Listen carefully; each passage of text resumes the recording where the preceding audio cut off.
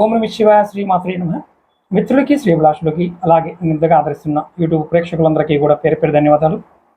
మిత్రులారా, మీ అందరికీ పరాదేవత ఎల్లవెల్లలా మీతో ఉండి మీ మనోవాంఛ నెరవేర్చాలని మనస్ఫూర్తిగా కోరుకుంటున్నాను. ఈ వీడియోలో చాలామంది గురువుగారు మాకు ఇంట్లోకి వచ్చిన దగ్గర నుండి కలిసి రావడంలా, అంటే అద్దెంట్లో ఉంటున్నాము, కొత్తగా ఇల్లు కట్టుకున్నాము, అలాగే చాలా సంవత్సరాల నుంచి మా పెద్దల నుంచి ఉంటున్న ఇల్లు, కానీ సడన్గా మా తాతగారు చనిపోయారు, మా అమ్మమ్మ చనిపోయింది, అలా పెద్దవాళ్ళు చనిపోయారు, కొన్ని అశుభ కార్యాలు జరిగాయి. అక్కడ నుండి మాకు ఇల్లు కలిసి రావడం లేదు. మా జాతకాన్ని పరిశీలింప చేసుకున్నాము, చాలా బాగుందన్నారు. జాతకంలో ఈ సంవత్సరం కోట్ల రూపాయలు వస్తాయని చెప్పారు, కానీ దిగజారి స్థితిలో ఉన్నాము. కారణం ఏంటి?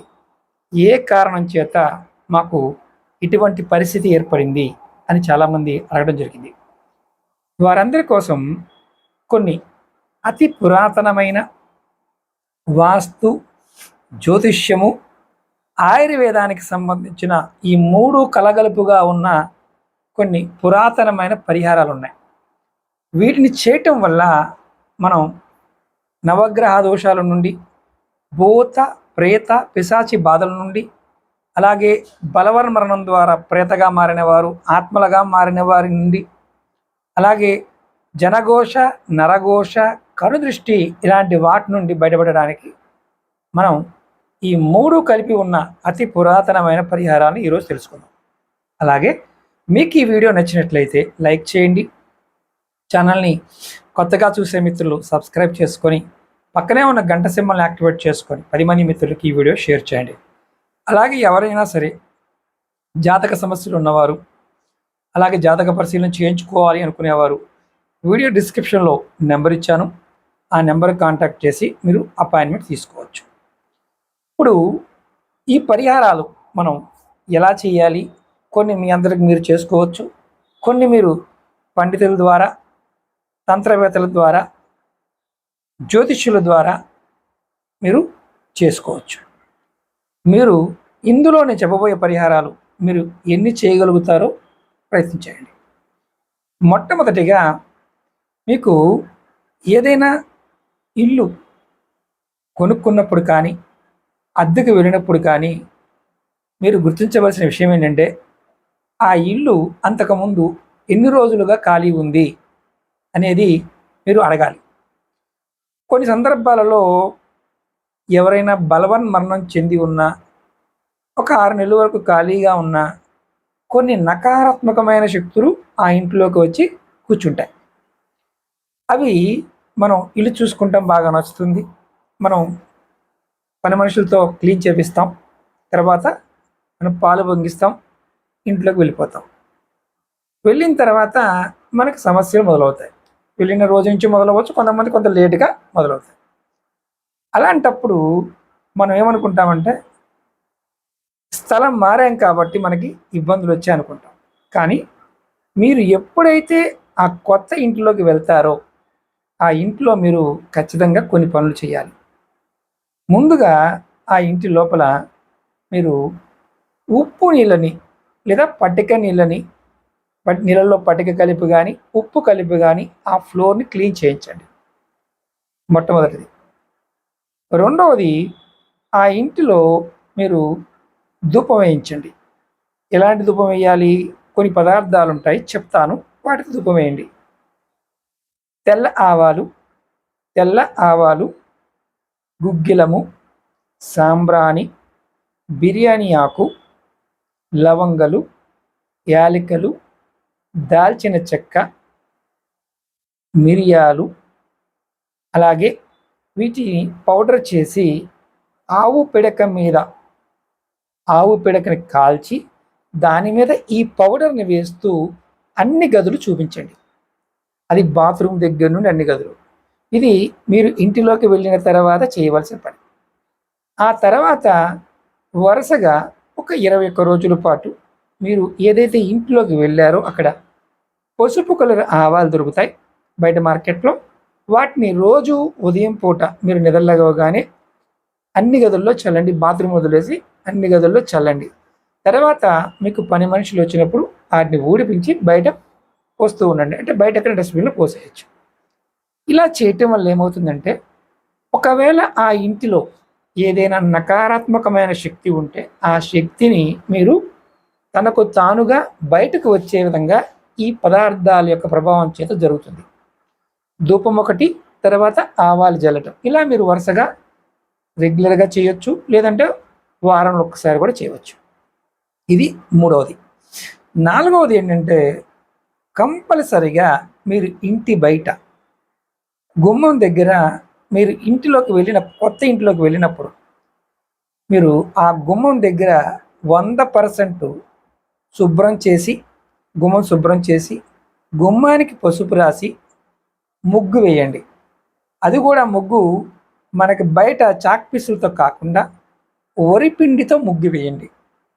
అందులో కొన్ని అడ్డగీతలు నిలువు గీతలు పెడుతూ ఉంటారు.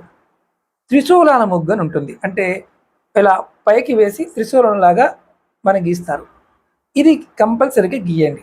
ఇలా మీరు గుమ్మానికి పసుపు రాసి ముగ్గు వేయటం మర్చిపోమాకండి. కంపల్సరీగా చేయండి. ఒక్కసారైనా చేయండి ఇంట్లోకి వెళ్ళినప్పుడు. తర్వాత మీరు ఏదైతే ఆ ఇంటి వాతావరణంలో మీకు ఏదైనా ఇబ్బందికరంగా అనిపించినప్పుడు, అంటే ఇవన్నీ చేస్తే ఆ ఇబ్బందులు పోతాయి. ఇప్పుడు ఒకవేళ ఇబ్బందులు ఉన్న ఇంట్లోకి మీరు వెళ్ళారు, ఆ ఇబ్బందులు కూడా తొలగిపోతాయి. ఇంటి బయట 1 కేజీ పావు ఉన్న పట్టిక, ఆలం అంటాం, ఉప్పు పట్టిక అంటాం. దీన్ని మంగళ షాప్లో గడ్డానికి కూడా యాంటీబయాటిక్గా వాడతారు. నీటిని ప్యూరిఫై చేసుకోవడానికి వాడతారు. చాలా పరిహారాలు చెప్పాను. ఈ పట్టికని మీరు ఒక నల్లటి క్లాత్లో కానీ, లేదంటే ఎంటికలు తాడు దొరుకుతుంది, ఎయిర్తో చేసిన తాడు దొరుకుతుంది. ఆ కేజీ పావు పట్టికని ఆ ఎంటికల తాడుతో కట్టి గుమ్మడికాయ తగిలిస్తాం కదా, అక్కడ తగిలించండి. అది ఒకవేళ మాకు వాన పడుతుందండి, కారిపోతుందంటే ఏ ఇబ్బంది లేదు, కారినా మళ్ళీ కొత్తది కట్టండి. మీరు దానిని సంవత్సరానికి ఒకసారి మార్చవచ్చు, లేదా అలా ఉంచవచ్చు, ఇబ్బంది ఏమీ లేదు. దీనివల్ల బయట నుంచి వచ్చే దుష్టశక్తులు కానీ, గ్రహశక్తులు కానీ, కనుదృష్టి, నరఘోష, జనఘోష వచ్చే ఇటువంటి ఇబ్బందులు కానీ, కొన్ని రోగాలు అంటే కాలంతో పాటు వచ్చే రోగాలు, సీజనల్ రోగాలు కూడా ఆ పట్టిక కట్టడం వల్ల ఆగుతుంది. ఇది 4వది. 5వది ఏంటంటే, ఇంటి లోపల అన్ని గదుల్లో మీరు కార్నర్లు ఉంటాయి కదా, ప్రతి గదికి కార్నర్ ఉంటుంది. మీరు ఒకవేళ ఇంటిలోకి వెళ్ళడానికి ముందు ఈ కార్నర్లో ఉన్న ఏరియాలో పట్టికని, అంటే ఏదైతే మనం ఆలమంటున్నామో దాన్ని నీళ్ళల్లో వేసి కరగబెట్టి ఆ కార్నర్ గోడల్లో చిలకరించండి. చేత్తో అయినా చిలకరించవచ్చు, లేకపోతే ఏదైనా ఆకుతో అయినా చిలకరించవచ్చు. ఇలా అన్ని గదుల్లో చేయండి. దానివల్ల తరతరాలుగా, కొన్ని యుగాలుగా కూడా కొన్ని భూత ప్రేత పిశాచాలు ఇంటి గోడల మీద, తలుపుల మీద, చెత్తలోను, బూడిదలోను, లేకపోతే చీకట్లు దాగి ఉంటాయి. అలాంటివి కూడా ఇది జల్లడం వల్ల బ్యాక్టీరియా కూడా నివారింపబడుతుంది. అలాగే ముఖ్యంగా ఇంటి లోపల 4 దిక్కుల్లో, తూర్పు, పడమర, ఉత్తరం, దక్షిణం, ఈ 4 దిక్కుల్లో కూడా మీరు ఒక ఉప్పు బౌల్స్ ఉంటాయి. మనకి గాజు బౌల్ తీసుకోండి, కేజీ పావు పట్టే బౌల్స్, లేదా కేజీన్నర పట్టే బౌల్ అని తీసుకోండి. ఈ బౌల్లో ఉప్పు నింపి, కల్లుప్పు, దొడ్డుప్పు, రాతి ఉప్పు, సముద్రపు ఉప్పు, మీ వారి భాషలో ఏ ఉప్పు అంటారో ఆలోచించండి. ఆ ఉప్పుని తీసుకొచ్చి, మెత్తటి ఉప్పు కాదు, ఆ బౌల్స్లో వేసి 4 దిక్కుల్లో పెట్టి ఉంచండి.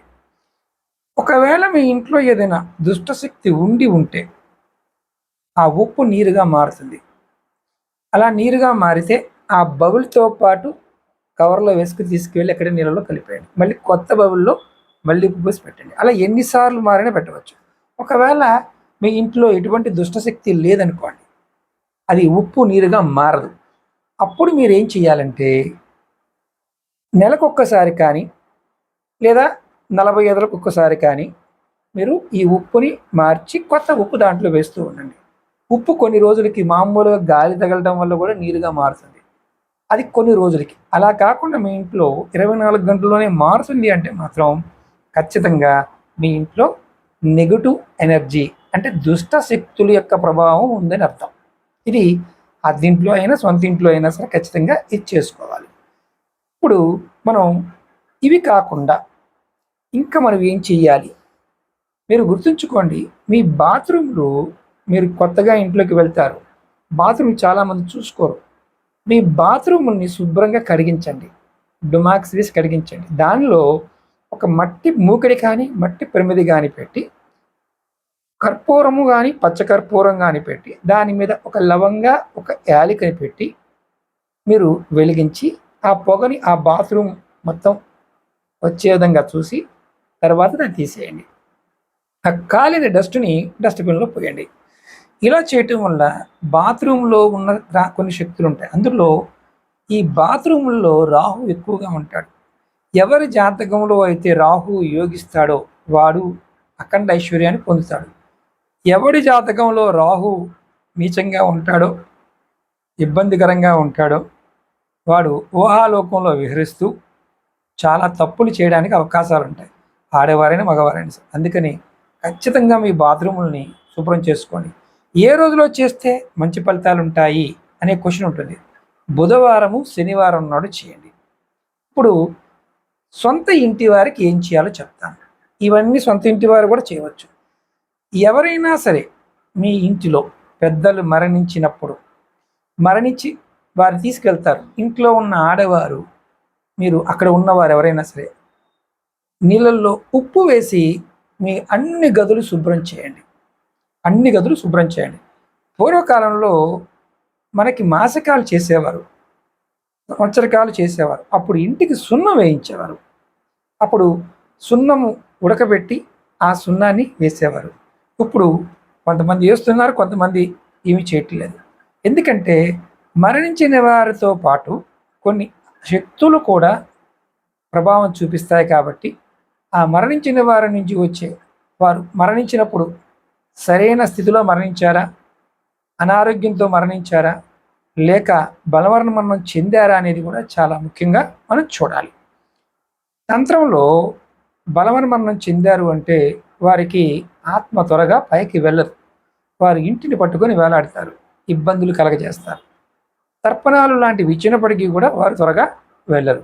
కాబట్టి మీరు ఇంటిని మరణించిన వారి శవాన్ని తీసుకువెళ్ళిన తర్వాత ఇమీడియట్గా శుభ్రం చేస్తారు, కడుగుతారు. ఆ సమయంలో ఉప్పు వేసి కడగండి. ఇలా మీరు వారంలో ఒక్కసారి ఉప్పు వేసి కడగడం వల్ల ఆ శక్తులు అక్కడ ఉండడానికి అవకాశం ఉండదు. ఉప్పుకి యాంటీబయాటిక్గా పనిచేస్తుంది, ఉప్పు లక్ష్మిగా పనిచేస్తుంది, ఉప్పు వశీకరణానికి పనిచేస్తుంది, ఉప్పు మంత్రాన్ని ప్రయోగించడానికి పనిచేస్తుంది, దుష్టశక్తులను నిర్మూలించడానికి, లక్ష్మిని ఆకర్షించడానికి కూడా ఉప్పు పనిచేస్తుంది. కాబట్టి మీరు అనుమానం లేకుండా ఎవరైనా చేయండి. అలాగే బాగా పాత ఇళ్ళల్లోకి మీరు అద్దెకి వెళ్ళినప్పుడు గబ్బిలాలు, అలాగే ఏదన్నా జంతువులు, పిల్లులు లాంటివి ఏదైనా దాంట్లో ఉన్నాయి, నివసించాయి అంటే మీరు దాన్ని శుద్ధి చేసుకోవాలి. ఒకవేళ మీ ఇంట్లోకి గబ్బిలాలు కంటిన్యూగా వస్తూ ఉన్నాయనుకోండి, అలాగే పాతిళ్ళండి ఉంటాయని అనుకుంటే అది మీ తప్పుగా అనుకోవద్దు. మీరు దురదృష్టం వెంటాడబోతుంది అని అర్థం. అలా గబ్బిలాలు కనుక మీ ఇంట్లో అలా వెంటాడుతూ ఉంటే మగవారు కానీ ఆడవారు కానీ తప్పుడు మార్గంలోకి వెళ్ళే అవకాశం ఉంటుంది. ఇంటిలోకి అలా గబ్బిలాలు వస్తూ ఉంటే ఇంటిలో ఉన్న వారికి ఆయుక్షీణం కూడా కలుగుతుందని తంత్రశాస్త్రం చెప్తుంది. కాబట్టి గబ్బిలాలు వచ్చినప్పుడు వాటిని బయటికి తోలిన శుద్ధి చేసుకోండి. శుద్ధిని మీరు మామూలుగా పసుపు నీళ్లు, పట్టిక, గోమూత్రాన్ని కలిపి ఇంటిని శుద్ధి చేయండి. అలాగే ఇంతకుముందు చెప్పినట్టుగా ధూపాన్ని కూడా ఇంట్లో వేయండి. అలాగే కొంతమంది శాంతి పూజ కూడా చేయించుకుంటూ ఉంటారు. చేయించుకోగలిగే వారు శాంతి పూజ కూడా చేయించుకోవడం చాలా ఉత్తమని చెప్తాను. ఎందుకంటే అకాల మరణాలు, ఆకస్మిక ప్రమాదాలు జరగడానికి అవకాశాలు ఏర్పడతాయి. ఒకవేళ రెగ్యులర్గా వచ్చే అలవాటు ఉందనుకోండి గబ్బిలాలకి, అది ఆహారం కోసం కిటికీలు తీసినప్పుడు సడన్గా లోపలికి వస్తే వెళ్తూ ఉంటుంది, పెద్ద సమస్య కాదు. కానీ మీ ఇంటిలోకి వచ్చి అది నివాసం పెట్టుకోవడం మాత్రం జరగకూడదు. కొంతమంది బయట పెట్టుకుంటూ ఉంటాయి, ఇది వాటర్ పైపుల దగ్గర చెమ్మగా ఉన్న చీకటిగా ఉన్న ప్రదేశాలు పెట్టుకుంటూ ఉంటాయి. అది కూడా అలా పెట్టుకున్నాయంటే ఆ ఇంట్లో మగవారికి సంబంధించిన వారు ఎవరన్నా మరణించి ఉంటేనే అలా వచ్చి చేరుతాయి. అంటే ఆడపిల్లలు ఎక్కువగా ఉండి మగవారు లేని ఇళ్ళలో కూడా, అంటే ప్రయోగాల ద్వారా మరణించిన వారు ఏదన్నా తంత్ర ప్రయోగం ద్వారా కానీ, మంత్రం ద్వారా కానీ, చేతబడి ద్వారా కానీ, ఇలాంటి వాటి వల్ల ఎవరన్నా మగవారు మరణించినప్పుడు కూడా ఈ గబ్బిలాలు ఇంటిలో ఆవాసాన్ని ఏర్పాటు చేసుకుంటాయి. ఎవరికైనా ఇలాంటి జరుగుతుంటే మాత్రం ఖచ్చితంగా కామెంట్ చేయండి. అలాగే సొంత ఇంటి వారు చేయవలసిన ఒక ముఖ్యమైన పని ఏంటంటే, మీ ఇంటి బయట మనం పట్టిక, గుమ్మడికాయ లాంటివి కడుతూ ఉంటాం కదా, ఖచ్చితంగా కట్టాలి. ఇంటికి సున్నం లాంటిది కంపల్సరీగా వేయించాలి. అందులో ముఖ్యంగా మీ ఇంటికి దర్వాజాలకు సంబంధించి బయట పక్కన, దర్వాజాకి బయట పక్కన మీరు గణపతిని కానీ, ఆంజనేయ స్వామిని కానీ మీరు ఫోటోని పెట్టుకోవడం, ధూపం చూపించడం లాంటివి కూడా చేయాలి. ఈ పట్టిక కూడా కట్టుకోవాలి, అద్దింట్లో ఉన్న, సొంతింట్లో ఉన్న. అలాగే ఎవరైనా మనకు తెలియదు, ఇల్లు కొనుక్కున్నాం, ఆ ఇల్లు కొనుక్కునేటప్పుడు మీరు గుర్తుంచుకోండి, ఆ ఇల్లు అంతకుముందు ఆ ప్రదేశంలో దగ్గరలో ఎక్కడైనా బరియల్ గ్రౌండ్ అంటే సమాధులు కానీ, పాతిపెట్టిన శవాలు ఉండి ఆ ఖాళీ చేసి దాంట్లో ఇల్లు కట్టారా లేదా చెక్ చేసుకోండి. ఒకవేళ అలా కనుక బరియల్ గ్రౌండ్లో కానీ ఇల్లు కట్టి ఉన్నా, దానిలోకి తెలుసో తెలియక మీరు వెళ్ళినా, ఇంటిలో ఉన్న ఆడవారు, మగవారు తప్పుడు మార్గంలోకి వెళ్ళడానికి అవకాశాలు ఉంటాయి. పిల్లలు కూడా చెడు మార్గంలోకి వెళ్ళే అవకాశాలు ఉంటాయి. మీకు తెలియని ఆర్థికమైన ఇబ్బందులు, మానసిక ఇబ్బందులు, శారీరకమైన ఇబ్బందులతో మీరు బాధపడతారు. కాబట్టి మీరు ఈ చిన్న విషయాన్ని ఇల్లు కొనుక్కునేటప్పుడు, స్థలం కొనుక్కునేటప్పుడు దాన్ని ఖచ్చితంగా మీరు గమనించాలి. అలాగే ముఖ్యంగా కొత్తగా ఇల్లు కట్టుకుంటున్నాం గురువుగారు, అలాంటప్పుడు కట్టుకున్న తర్వాత మాకు ఈ ప్రాబ్లమ్స్ వచ్చాయి అనేవారు, మీరు ఇల్లు కట్టుతున్నప్పుడు ముందుగా మీ స్థలంలో గాజు ముక్కలు కానీ, బొగ్గు ముక్కలు కానీ, లేదా పాత బావులు అంటే టాయిలెట్ బావులు కానీ, ముఖ్యంగా వీటితో పాటు గుడ్డ పీలికలు అంటే ఇడిచిన వస్త్రాలు, కుండ పెంకులు, ఏదైనా జంతువు మరణించిన బొయ్కులు లాంటివి ఉన్నా, బూడిద లాంటిది ఉన్నా దాన్ని పూర్తిగా తీసేసిన తర్వాత మాత్రమే ఇల్లు కట్టుకోవడానికి ప్రయత్నించండి. స్థలశుద్ధి చేయించుకోండి. స్థలశుద్ధి చేయించుకున్న తర్వాత మీరు ఇల్లు కట్టుకోవడానికి ప్రయత్నించండి. మేము ఏమి చేయమండి, మాకు నమ్మకాలు లేవు అంటే, కొంత మట్టిని, ఒక 3 అడుగుల మందాన్ని మట్టిని తీసి దానిలో మీరు నది నుంచి కానీ, చెరువు నుంచి కానీ మట్టి తెచ్చి దానిలో భర్తీ చేసి అప్పుడు ఇల్లు కట్టుకోండి. కంపల్సరిగా కొన్ని పురాతనమైన శక్తులు ఆ ప్రదేశాల్లో భూమి లోపల ఉంటాయి. వాటి వల్ల ఇల్లు కట్టిన తర్వాత విపరీతమైన ఇబ్బందులు, ఆర్థిక ఇబ్బందులు, మానసిక ఇబ్బందులు, శారీరక ఇబ్బందులు, వైకల్యాలు, అలాగే తప్పుడు మార్గంలో వెళ్ళటాలు, ఆస్తి నష్టపోవడం ఇలాంటివి జరుగుతాయి. అలాగే మీరు కొత్తగా ఇల్లు కట్టుకున్నప్పుడు కానీ, ఇంటిలోకి వెళ్ళినప్పుడు కానీ ఖచ్చితంగా మీరు తులసి మొక్కని పట్టుకు వెళ్ళండి. కొంతమందికి ఆనవాయితీ ఉంటుంది, కొంతమందికి ఆనవాయితీ ఉండదు. అలాంటి వారు కూడా మీరు మందార మొక్క, తెల్లటి మందార పువ్వులు పూసే మొక్కని, తులసి మొక్కని, అలివేరా, కలబంద మొక్కని, వీటిని కూడా మీరు కుండీల్లోనే పెట్టి ఉంచండి. అలాగే మీ ఇంటి దగ్గర మనకి గార్డెన్స్, ఏదన్నా పెద్ద పెద్ద గార్డెన్స్ ఉన్నప్పుడు కూడా మీరు ఖచ్చితంగా ఆయుర్వేద మొక్కలతో పాటు దేవతా వృక్షాలను కూడా పెంచండి. అలాగే ఇంటి ఎదురుగా, గుమ్మానికి ఎదురుగా చెట్లు పెంచకండి. అలాగే మీకు రోడ్డు ఉంది, మీ ఇంటి గుమ్మం ఎదురుగా ఒక మర్రి చెట్టో, రావి చెట్టో ఎవరో రోడ్డు మీద పెట్టారు, పెద్ద మానైపోయింది. అది పెట్టిన తర్వాత మీకు కలిసి రావడం లేదు, దేవతా వృక్షమే అనుకోవచ్చు. కాబట్టి మీరు గుర్తుంచుకోండి, మీ ఇంటి గుమ్మానికి ఎదురుగా పెద్ద మొక్కలు ఉండకూడదు. అలాగే మీరు ఇంటి ప్రదేశంలో ఈశాన్య దిశలో కానీ, ఉత్తర దిశలో చిన్న మొక్కలు ఉండాలి, పెద్ద మొక్కలు ఉండకూడదు. కొన్ని సంవత్సరాల పాటు పెరిగి పెద్ద అయిపోతూ ఉంటాయి. అవి పెద్ద అయిన తర్వాత మీకు ఆర్థికంగా నష్టాలు వస్తూ ఉంటాయి. కొంతమంది టేక్ చెట్లు ఉంటాయి, మామిడి చెట్లు ఉంటాయి ఈశాన్యంలోనే, అలాగే కొబ్బరి చెట్లు ఉంటాయి. ఈశాన్య దిక్కున, ఉత్తర దిక్కున పెద్ద మొక్కలు ఉండకూడదు. పడమర దిక్కున అలాగే దక్షిణ దిక్కున పెద్ద మొక్కలు ఉండవచ్చు. అలాగే కొంతమందికి సామాన్లు, పాత సామాన్లు కావచ్చు, వస్త్రాలు కావచ్చు, అన్నీ కూడా మలమూత్రాదులు కూడా కొంతమంది ఎలా పడితే అలా ఎక్కడ పడితే అక్కడ ఖాళీ ఉంది కదా వదిలేస్తారు. అలా చేయకండి, దరిద్రం వెంటబడుతుంది, లక్ష్మి రాదు. కాబట్టి ఎన్ని పూజలు చేసినా, వ్రతాలు చేసినా, నోములు చేసినా, జపాలు చేసినా ఫలితాలు రావు. స్థల శుద్ధి చాలా ఇంపార్టెంట్. ఒంటి శుద్ధి ఎంత ఇంపార్టెంటో మనం ఉంటున్న స్థలము కూడా శుద్ధి చేసుకోవడం అంత ఇంపార్టెంట్. వీటిల్లో మీరు ఏది పాటించినా ఖచ్చితమైన మార్పులు వస్తాయి. సొంత ఇల్లు వారు కూడా మరణించినప్పుడు ఈ పసుపు కలర్ ఆవాలని జల్లి ఒక 5-6 గంటలు ఉంచి ఊడ్చి బయటపోయండి. ఇమీడియట్గా మీకు మార్పు కనిపిస్తుంది. ఇవి చాలా వరకు తంత్రాల్లో మనకి నిధి నిక్షేపాలకు వాడుతూ ఉంటారు, అవన్నీ దగ్గరికి అవుతూ ఉంటాయి. ఇలాంటి పిచ్చి పిచ్చి ఆలోచన కూడా చేయకండి.